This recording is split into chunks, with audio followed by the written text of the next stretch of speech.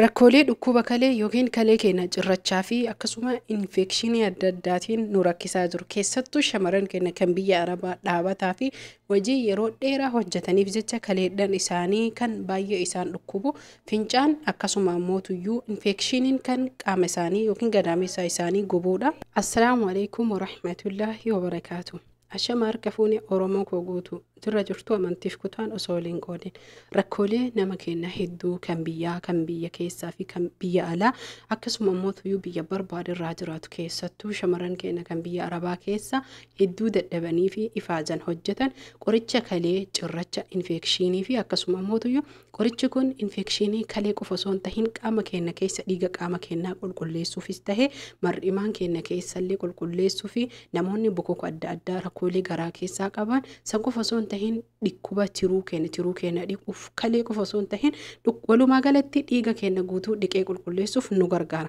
Rakkoolee hedduu namni keenya osoo hin beekin kadhibamuu fi akkuma baratame ogeessa fayyaa biras dhaquun nama keenya biratti hin baratamne. Keessattuu shamarran keenya biyya Arabaa waa'een isaanii baay'ee garaana nyaata dhugaa dubbachuuf jecha mana kee ilaali mana kee warasii akkuma Oromoon jedhe sanii ofirraa ilaalee jechuudha. Gideen nama guuttachiisee mana yaala nama geessu. Sababa kanaaf jecha kaleen infekshinii yookiin dhaabatarra rakkoo adda addaa irraa yoo isaan jalqabe hanga xaxarii yookiin ammoo akkuma beekamu san jechuudha haga cirrachaatti isaan deema dhiifaman of kolcha afaan biraa fayyadamuu fi akkuma baratame namoonni dhukkuba kaleetiin hin saaxilamne keessattuu namni biyya ambaa keessa hojjetu dhiiraafis tahee shamarran hedduu isaan saaxila. Har'a mana keenya keessatti hennee biyya keenya keessa ka jiru kan ogeeyyiin kumiyyuu yookiin mana qorichaa kamiirrattuyyuu hojjetamee qoricha kaleetiif tahee qoricha qaama keenya keessa qulqulleessa dhiiga keenyatiif bu'aa guddaa qabuu fi rakkoolee adda addaatii fi namoonni yaada dhiphina adda addaa qabdan akkuma jedhame san simbira tokko dhagaa tokkoon simbira lama akka jedhan san kalee qofaaf fayyadamtanii waan hedduu irraa argachuu ni dandeettanii tiruu keenyas dhiquu ta'ee keessa qaama keenyaa akkasuma ammoo bokoka garaa yeroo gabaabaa keessatti nurraa kutuu fi gargogiinsaa fi dhukkuba kintaarotiillee nurraa laaffisuuf yookiin nurraa hir'isuuf nu gargaara. Innis maal warra jettan hanga xumuraatitti viidiyoo kana ilaalaa namoonni maatii kiyyaaf haaraa taatan subscribe bakka jedhu san tuquudhaan akkasuma mallattoo bilbilaa sanirra ooltaa jetturra kaadhaa akka yeroo mara viidiyoon isinii dhufu itti aansuun warri maatii kiyya taatanii viidiyoo kiyya hanga maatiitti hordofaa jirtan laayik godhaa. Namoonni ammoo viidiyoo duraanii osoo hin ilaalin haaraa na gaafattan waa'ee kalee hidda harkaasu baay'ee viidiyoolee hedduu keessa yoo deemtan ni argattan isiniin jedha. Har'aaf qoricha kiyya kan qabadhee dhufee qorichoota gosa hedduu qabadhee isinii dhufee jira. Garuu qorichi kun mana yaalaa irratti maallaqa guddaan kan gurguramuu fi yookiin doktorri mana yaalaa dhayitanii laaboraatoorii adda addaatii fi ilaalcha dhiiga keessanii isin laalanii kan isinii kennanidha. Hubadhaa sirriitti biyyuma keenya keessatti jechuudha kan marguu fi kan bahu namoonni hedduun kan irraa hubachuu fi beekuu hin dandeenye tokkoffaa irratti loomiidha. Loomiin kalee keenya qulqulleessuufis tahee dhiiga qaama keenya keessaa qulqulleessuuf akkasuma ammoo viitaamin C sirriitti kan qabuu fi qaama keenyaaf faayidaa guddaa kan qabudha. Hundi keessanuyyuu kan har'a isinitti himuu barbaadu warroonni kalee dhukkubu qofti osoo hin tahin namoonni keenya guutuun qaamni keenya keessaa nyaanni nu nyaannu kun yeroo tokko ammoo waan humna olii fi yookiin ammoo baakteeriyaadhaan adda addaa akkuma faayidaa qabuun qaba. Kana godhuuf ammoo qaama keenya qulqulleessuuf taanee torbaanitti al tokko dhugaatii gaarii dhuguun nurratti barbaachisa. Kana yoo jedhu dhugaatii akka juusii, sukkaara qabuu fi wantoota akkasii osoo hin tahin waan akka shaayii yookiin baala magariisa adda addaa gosoota hedduun jira. Akka fakkeenyatti kan isinii kaa'uu fi yookiin ammoo qoricha kalee tokkoffaan har'a kan hin qabadhee isinii dhufe loomii cuunfaa maankaa tokkoo fi akkasuma ammoo baala kana namoonni hedduun beekuun keessan ni oolaa xumura irratti kan isinitti agarsiisudha. Garaa qullatti jechuudha qoricha amma hojjetame yookiin qoricha amma isinii himu kanneen gosa sadi isaan keessaa ka argattan immoo ka irra firdii ta'e yookiin dirqama namoonni kalee sirriitti isin dhukkubu guyyaa sadi keessatti hafuura baafachuuf yookiin akka isinirraa wayyaa'u torbaan keessatti akka isin dhiisu kan barbaadan viidiyoo kan hanga xumuraa ilaala. Itti aansuun ammoo akkaataa fayyadama isaa jalqabsi dursee isinii kan himu taha. Ganama akkuma hirribaa kaataniin qoricha kana godhattanii bulchuulee ni dandeettanii ganamas hojjettanii dhuguu ni dandeettanii akkaataan dhugiinsa isaa garaa qullatti akka lafaa kaatanii isa burcuqqoo tokko dhuguu fi akkasuma immoo addaan turtanii osoo waan nyaata tokkollee nyaatiin bishaan burcuqqoo 3 dhuguu. Kana jechuun kiyya hanga fincaan isin fincoofsitu deebitanii nyaata hin nyaattanii akkuma asirratti argitan kana qorichoonni biyya keenya keessaa hedduun isaa ka biyya keenya keessa margu baala tahee akkasuma immoo mukarraa kan daraaru hedduutu jira.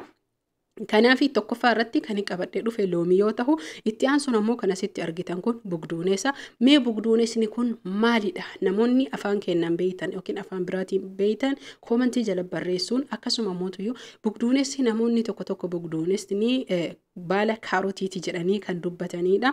Hundaafuyyuu guutuu isaa kan qabadhee isinii dhufu viidiyoo dhufu irratti ta'a. Isinis yaada keessan koomentiin na barreessa. Bugduunesni kalee keenya fayyisuufis tahee cirracha kalee keenya keessaa yookiin ammoo walumaa galatti infekshinii kalee keenya keessaa hir'isuuf baay'ee gatii guddaa kan qabuu fi yookiin gahee guddaa kan qabudha.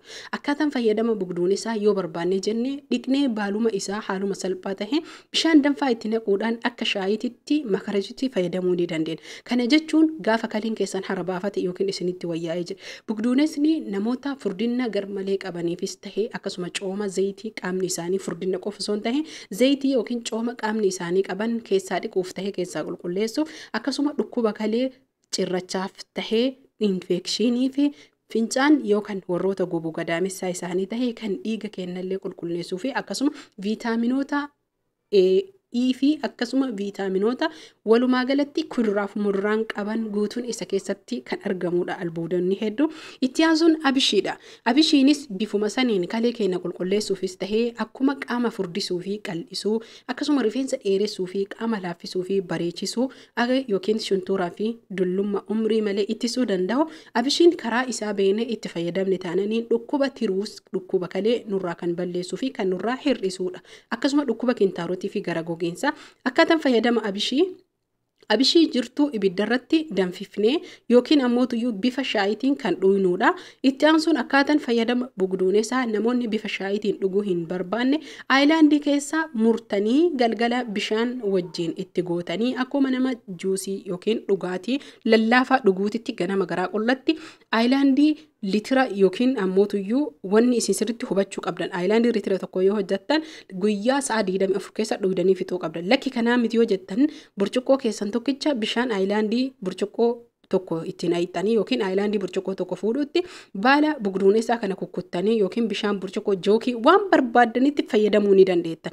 Hubadhaa sirriitti garuu isin kalee fayyuu barbaadan taananii bugduunessa kana burcuqqoo tokko dhuguun garaa qullatti akkasuma ammoo guyyaa 3 walitti dhaabdanii bishaan burcuqqoo 2 osoo nyaata tokko nyaatiin irratti dhuguudhaan itti aansuun ammoo hordoftoota fi kabajamtoota kiyyaa namoonni barbaadan akka juusititti aappilii wajjin daayitanii fayyadamuu ni dandeettanii garaa qullatti kun hundi isaatu jechuudha.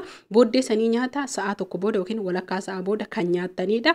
Itti aansuun akkaataan fayyadama abishii jirtuu isii danfiftanii akka juusii yookiin akka bishaanitti ganama garaa qullatti isiillee burcuqqoo takka dhuydanii wantoota kanatti sukkaarrii godhamuun dhoorgadha. Dhukkubaaf ofirraa balleessuuf fayyaaf waan taaneef yoo dandeettan yoo argattan daa'ima itti godhadhaa daa'imaan fayyadama.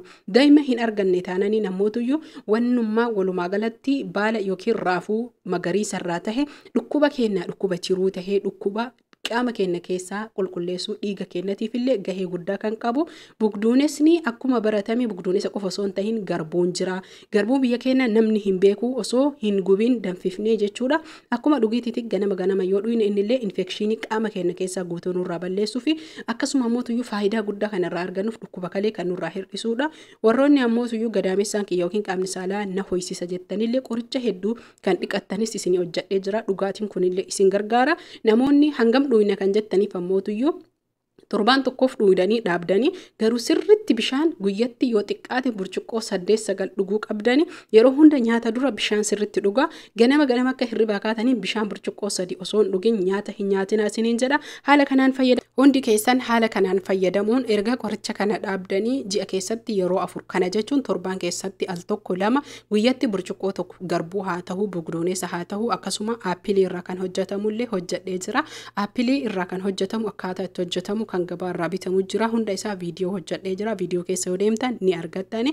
Hordoftoota fi kabajamtoota kiyya haala kanaan fayyadamtanii yoo isin dhiisuu dide bishaan burcuqqoo 8-9 qofa osoo hin ta'in hanga 12 yoo dandeettan sa'a 24 keessatti dhugaa. Kana jechuun osoo hin dhoobatin kan dhuydanii fi nyaata dura kan dhuydanii karaa kanaan hundi keessa yoo fayyadamtanii jettan inshallah dhukkuba kalee irraayis tahee akkasuma dhukkuboota qaama keenya keessa hedduu irraa bilisa ta'uu ni dandeettani. Fedhii rabbiitiin jechuudha. Dhukkuboota guutuutti irraa fayyuun hin danda'amu. Rabbii malee kan qulqullina qabu yookiin fayyaa qabu waan hin jirreef jecha haala kanaan fayyadama ani jechuudha. Namoota maatii kiyya keessa kiisii yookiin ammoo gadaamessaa isaa kan kiisii qabu kan irraa keessaa baay'isee yaase jechuudha. Qorichi an hojjedhu kun karaa ittiin fayyadamanitti garuu akka ragaatitti fiduu fi namoota irraa fayyadaman isin agarsiisus hin barbaadu, bu'aa naan qabu. Warroonni fayyadamtan irraa fayyadamtanii bu'aa argattanii jirtanii, warri fayyadamin ammootu iyyuu itti fayyadamaa viidiyoo keessa deemaatii waan isin barbaachisu ilaala nagaafachuu dhugaa qabdanii garuu ammoo viidiyoo jiru nagaafatan jechuudha deddeebitanii waan maatiin kee nagaafatu yookiin namni haaroo inni dhufe nagaafatu guutuu isaa hojjadhee jira.